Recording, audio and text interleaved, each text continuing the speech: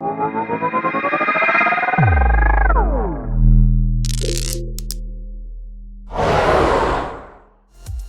with the Moonbeam team.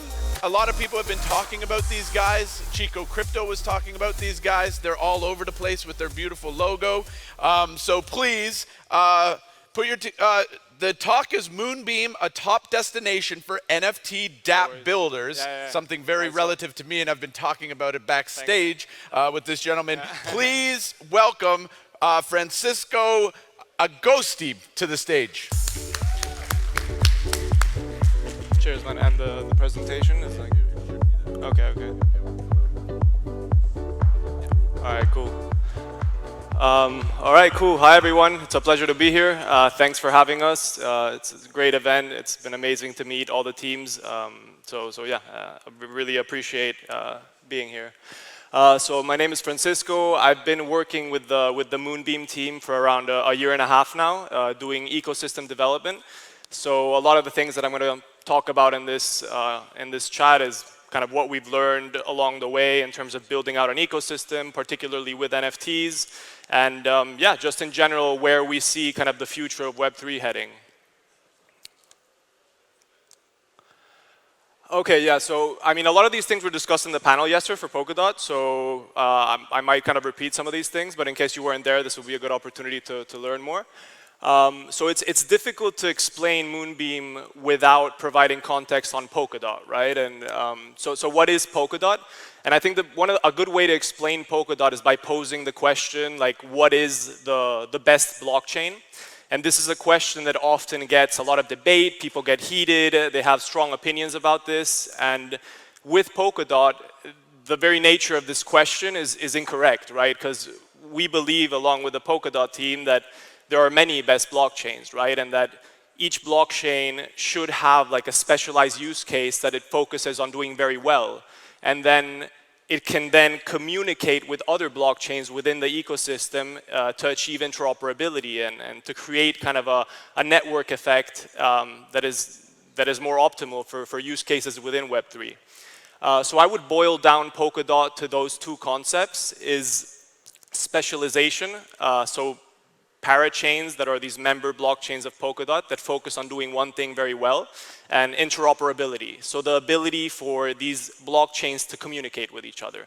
And this is something that's important because we kind of see the future of Web3 and the entire industry heading in this direction, right? I think it's difficult to make the argument that we're no longer in like in a permanently multi-chain environment. So I think Polkadot has been preparing for a long time to best service these like interoperable use cases. So yeah, and then, I mean, this is just kind of breaking down what Polkadot consists of. There's the layer 0, which is the relay chain. That's kind of the hub of the architecture. And that basically takes care of providing shared security for the parachains, which are basically the member blockchains of Polkadot that make up this broader ecosystem that attach to the relay chain. And they can then communicate with each other, right? And then the last component of Polkadot, which I think is one of the biggest differentiators that we see as being essential moving forward, is XCM, which is this kind of common language that parachains use to communicate with each other. And we'll get into XCM a bit later, but we do believe that XCM is it's a big component of Polkadot, and it's one of the most important things for the Polkadot ecosystem. Yeah. So yeah, what is Moonbeam, right? Now that we've explained Polkadot, Moonbeam is basically a member blockchain of Polkadot, one of the parachains. And our specialized use case is Ethereum compatibility. Because while Polkadot provides all these new innovations within Web3, such as interoperability and kind of specialized blockchains, we found out early on that because it uses a different tech stack, many teams were not going to have an easy on-ramp into this ecosystem, right? Because they just didn't know how to use the tech stack. So we saw an opportunity to kind of leverage the adoption that the Ethereum environment has, right? Ethereum just has like a bunch of traction with developers. It has a very mature toolkit and frameworks that have accrued a lot of traction over the last years. So we saw an opportunity to leverage that adoption and build a parachain that specializes in Ethereum compatibility, where projects kind of can leverage their existing code base on Ethereum or any other EVM compatible layer 1 port it onto Moonbeam without having to rewrite anything, and thereby getting access to the broader Polkadot ecosystem that then provides new opportunities, right? So we have an EVM. All of this is built on Substrate, which is this kind of framework on Polkadot for building blockchains. We have a unified accounts feature, so we changed the underlying account structure on Moonbeam. Since it's a Substrate-based chain, it has a different account structure and signature scheme, right? So we changed that to be exactly like on Ethereum, so that users and developers had like less friction. You can use MetaMask, for example, and you only have one set of accounts. And then there's just a bunch of dev tools and integrations that went into building Moonbeam that we found that were necessary for teams to build successfully, right? It's not just about having the EVM. I think the EVM is a good thing to have because it helps you get traction.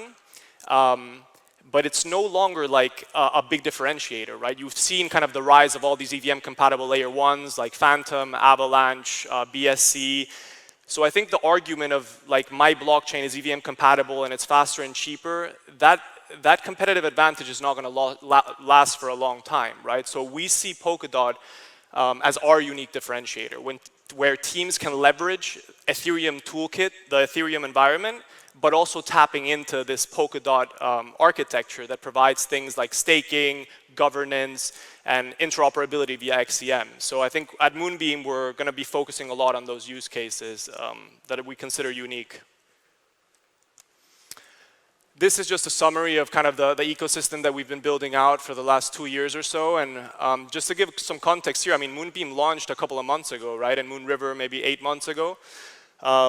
But I've been working with my colleague Nate and a lot of the rest of the team to build out this ecosystem, and it was a challenge, right? Because we hadn't even launched yet. So we had to get teams on board with the idea of Polkadot and Moonbeam before we had launched.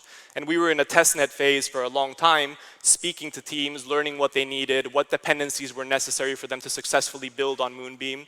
And a lot of this talk is just from learnings, right? From speaking to hundreds of projects that gave us like the knowledge necessary from being on the front lines and telling us what we need to do for them to come over to Polkadot. So there's, as you see, there's just a bunch of different projects at this point, and we'll get into the NFTs a bit later.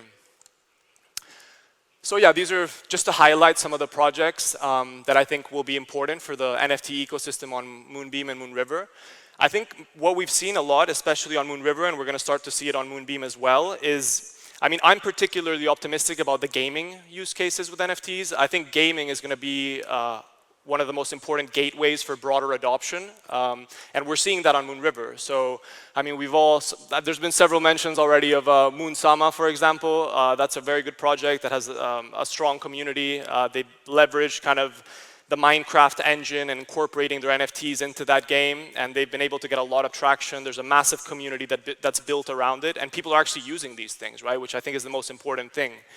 Exosama is the next project that's going to be launching on Moonbeam. A lot of people are waiting for this, and I think one of the interesting things of the Exo is that they're going to mint the NFTs on Ethereum and then bridge them over to Moonbeam where the utility lies, right? So this is an interesting use case of cross-chain interactions with NFTs that we need to kind of bring over Ethereum users into Polkadot and Moonbeam, and this is an effective way to do so. So we're going to be thinking of different ways to leverage these use cases like Exosama is doing.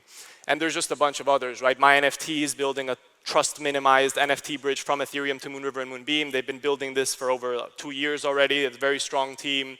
Exiled Racers is a solid team as well, building on Moonbeam. I think they're having their auction on Moonbeams right now, one of the marketplaces.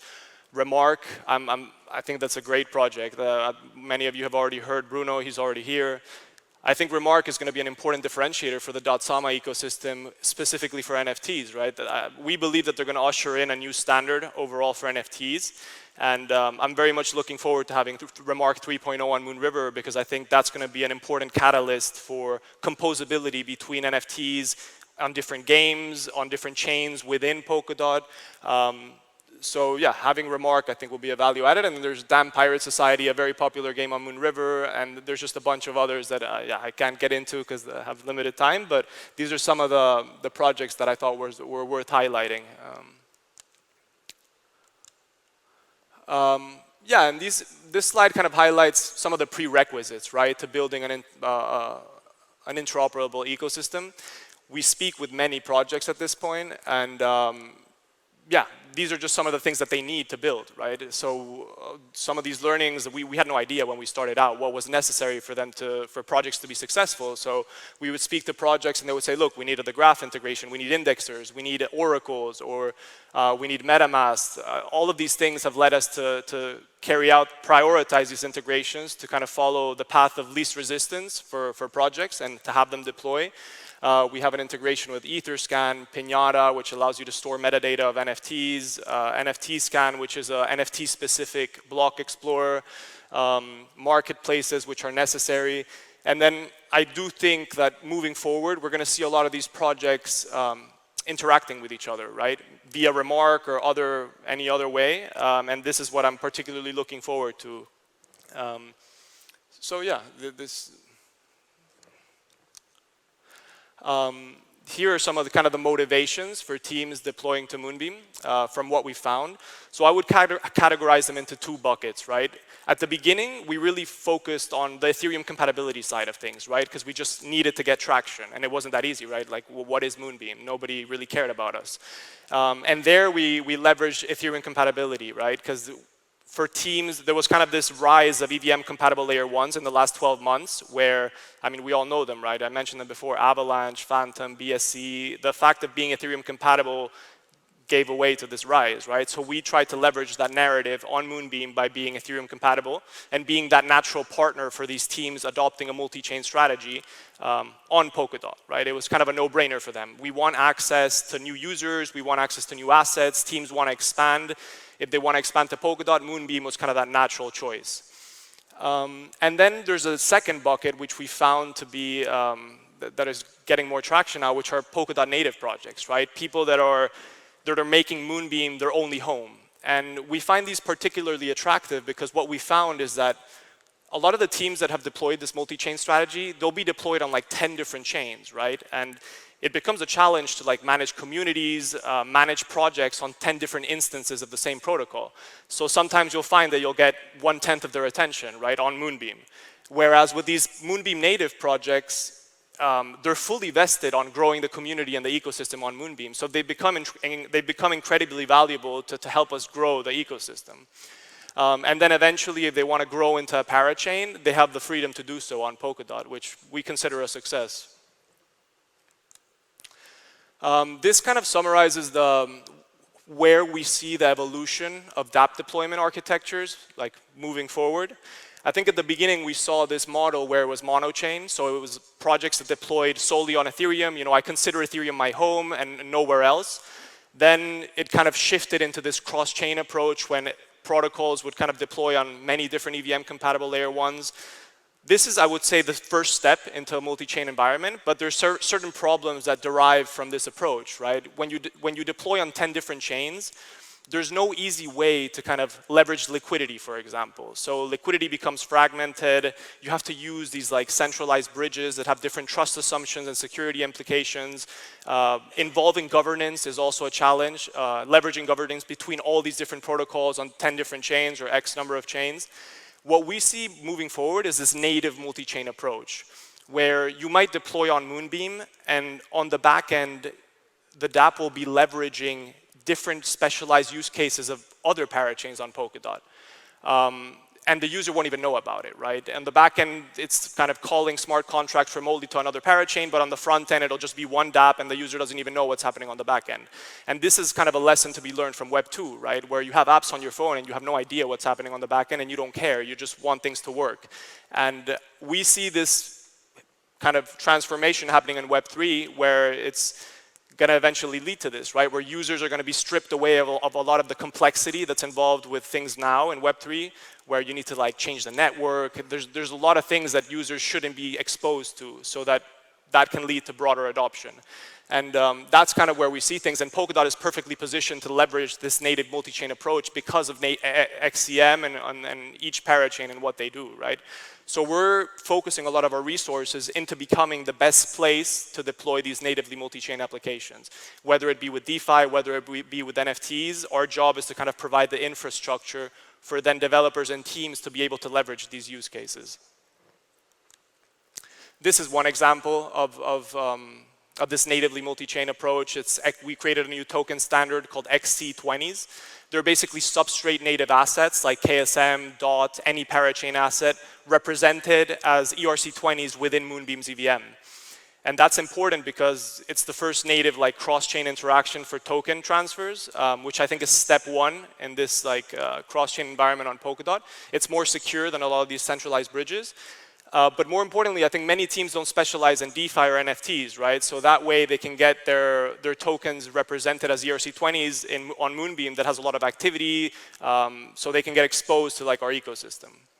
And in the future, we do expect this ERC20 approach applying to NFTs. So whether it be ERC721s, 1155s, Remarks standard, and I think this year we're going to see a lot of, the design space in this area is very empty, so I think we're going to see it fulfill a lot in the next 12 to 18 months, I'd say. This kind of, yeah, it summarizes what I was saying before, where we see this natively multi-chain approach being more like AWS, where there's going to be like modules, for example, where it might be a module for decentralized storage, a module for decentralized identity, or anything, right? And then developers will be able to use whatever modules they want on the back end, and the user won't know anything. We kind of see this heading in this direction, and Polkadot, as I said, is well positioned for this. And I'm particularly curious with NFTs how that's going to take shape, right? Whether it be like composability between games, composability between metaverses. To be honest, I don't know. I don't know what use cases are going to happen with it, but it's going to be interesting to see. I think it's inevitable that things are heading in this direction. And maybe just to close, I know my time's up. I would say, like, in terms of challenges that I see, particularly with the Polkadot ecosystem, I think this idea of like collective collaboration between parachains is definitely going to be a challenge. If you think about building an organization or managing a team, it's already challenging in and of itself. When you then combine the collaboration with 20 other parachain teams, I think that's a challenge, right? And the value of Polkadot and the success of the Polkadot is highly contingent on our ability to collaborate with other parachains. So I think this is something that we want to focus on and that we want to maximize. I think UX needs to improve significantly in Web3 for broader adoption. So as I said before, stripping away a lot of the complexities that users are exposed to right now. And also education. I mean, just educational content to inform people how to use NFTs, what NFTs are, how to use them in games, and things like this. I think this is still an area where we can develop it a lot. So yeah, I mean, that's pretty much it. If you want to reach out to us, these are some resources. I mean, if you're a project that wants to build on Moonbeam, feel free to reach out to me on Telegram. I'm always available. We'd be happy to help support whatever builders are interested in building on Moonbeam. So don't be shy to reach out. And I'll be around the conference. So yeah, just come talk to me if you have questions or things like this. So yeah, thanks a lot for your time. Yeah.